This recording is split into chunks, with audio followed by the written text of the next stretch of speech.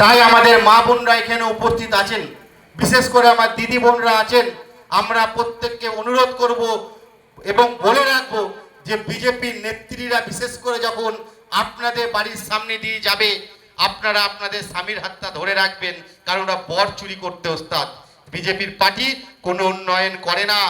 যে কোনো উন্নয়নের কথা বললে আজকে ভারতবর্ষে দিল্লির বুকে প্রেস ক্লাবে দেখতে পাচ্ছি নরেন্দ্র মোদীর মূর্তি করে পুজো করছে, অর্থাৎ আমাদের মতো হিন্দু সমাজকে যারা সামনে দাঁড় করিয়ে বিজেপি কেন্দ্রে ক্ষমতায় এসেছিল, আজকে সেই বিজেপি হিন্দু সমাজকে অপমান করছে।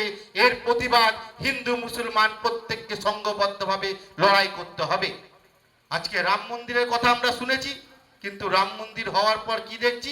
রামের অর্থ যে সেখানে গেলে তারা পুণ্য পাওয়ার জন্য 2 পয়সা 5 টাকা 10 টাকা করে দান করে দানপাত্রে, সেই টাকা তারা চুরি করছে।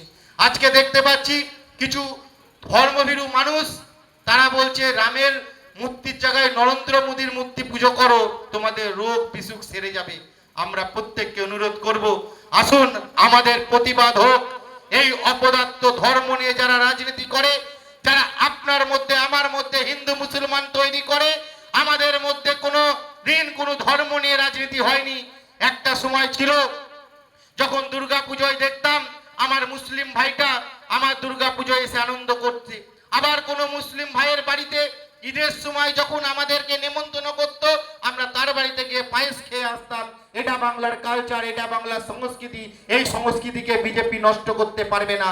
আমি প্রত্যেককে আহ্বান করব, বিজেপি যদি ভেবে থাকে এই বাংলাকে তারা ধর্মের ভয় দেখিয়ে, ধর্মের সুরসুরি দিয়ে তারা আমাদের জাতীয় কংগ্রেসের পতাকাকে অপমাননা করবে, আগামী 29 সালে আমাদের নেতা অধীর রঞ্জন চৌধুরীর নেতৃত্বে আমরাও বুঝিয়ে দেব এই মুর্শিদাবাদ সহ বাংলা আগামী দিন বিগত দিনের মতোই কংগ্রেসের প্রতি আস্থা ভরসা রেখে দিল্লির বুকে রাহুল গান্ধীর মতো নেতৃত্বকে সামনে রেখে আমরা আমাদের লড়াই চালিয়ে যাব। আমি বক্তব্য দীর্ঘায়িত করব না, শুধু এটুকুই বলবো, আমরা আমাদের রাজনৈতিক ধর্ম বিভেদ সমস্ত কিছু ভুলে আসুন সকলে একসাথে জাতীয় কংগ্রেসের সদস্য অংশগ্রহণ করে আমরা আমাদের দল জাতীয় কংগ্রেসকে শক্তিশালী করি।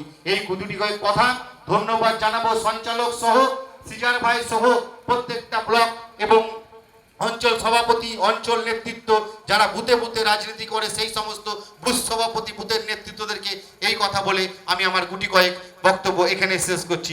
জয় হিন্দ, বন্দে মাতরম। অধীর রঞ্জন চৌধুরী জিন্দাবাদ, রাহুল গান্ধী জিন্দাবাদ, জাতীয় কংগ্রেস জিন্দাবাদ।